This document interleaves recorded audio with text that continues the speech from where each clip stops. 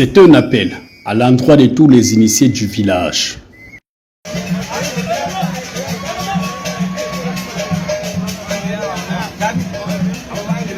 Nous sommes en pays dit, précisément à Vordiom, l'un des anciens villages de ce clan des Dits situé dans l'arrondissement de Touboro, département du Mayorai, dans le nord Cameroun. Paraît-il que les habitants de ce village des forgerons ont prévu une rencontre avec leurs ancêtres. Pour cela, une cérémonie d'initiation devient incontournable. De cette obligation se dégagent quelques interrogations qui doivent être initiées et quelles sont les procédures y afférentes. Quand tu veux initier ton enfant, ça commence d'abord dans ta conception avec le dialogue avec ta femme. La femme doit accorder d'abord que vous initiez votre fils.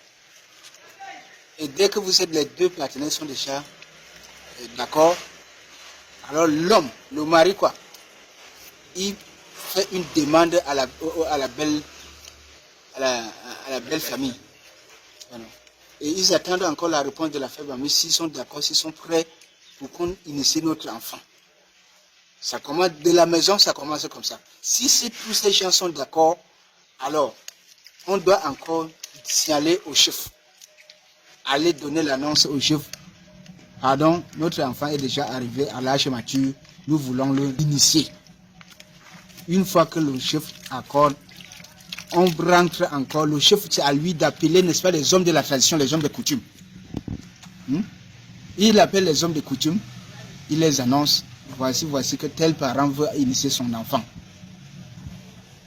Et une fois qu'on nous a déjà signalé, alors les hommes de coutume, on les signale avec un très grand repas et une très grande boisson. Pour qu'ils puissent être contents de cette initiation. Et en plus, on annonce encore au village en général. Oui. Il y a encore l'échange du repas. Quand c'est déjà accepté. Quand c'est déjà accepté. Alors, comme si aujourd'hui on veut initier ces enfants, il y a, n'est-ce pas, les échanges de nourriture, quoi. Entre les belles familles. Je suis la responsable de la restauration des maîtres initiateurs. Je l'ai hérité de ma maman. Ainsi, la date pour les rites d'initiation connus, les familles peuvent désormais peaufiner les préparatifs. Il est 16 heures, c'est la veillée d'armes du jour J, veillée consacrée au premier contact avec l'univers ancestral, quasi mystique.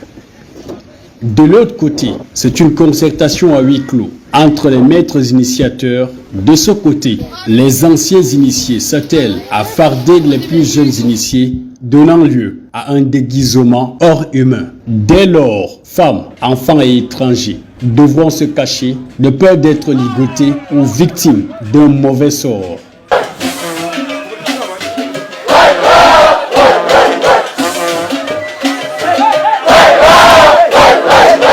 Les Fungwa, ce sont eux qui donnent les signaux, qui donnent l'annonce de sortie des hommes de la tradition. Lorsqu'ils sont déjà prêts, les Fungwa apparaissent dans le village et ils suivent le village, ils donnent les avertissements aux femmes, aux enfants qui ne sont pas encore qui ne sont pas encore initiés.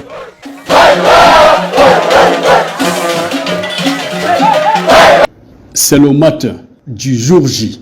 Très tôt, les fils initiés des maîtres initiateurs vont se précipiter en brousse pour aménager le lieu unique et sacré du village choisi pour l'initiation des Waza. Entre-temps, leurs parents sont dans la chefferie pour la dernière étape importante avant le départ.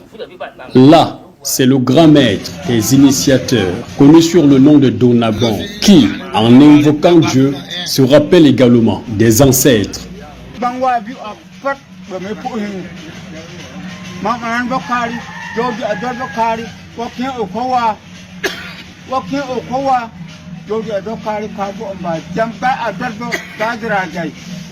Aussi passeront les fous, ces jeunes initiés que voici en torse nu, et leur mettre le gueuk pour une exhibition de purification.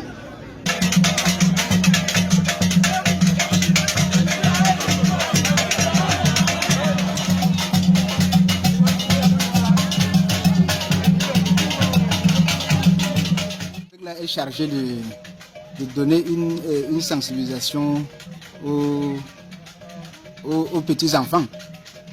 Donc, un enfant qui se rend trop têtu, d'habitude nos parents prennent cet enfant, ils donnent à ce gueux lui coin soit avec son bâton qui détient en main, et puis l'enfant cesse de faire n'importe quel désordre. Il cesse le désordre. Et les femmes qui paraissent stériles,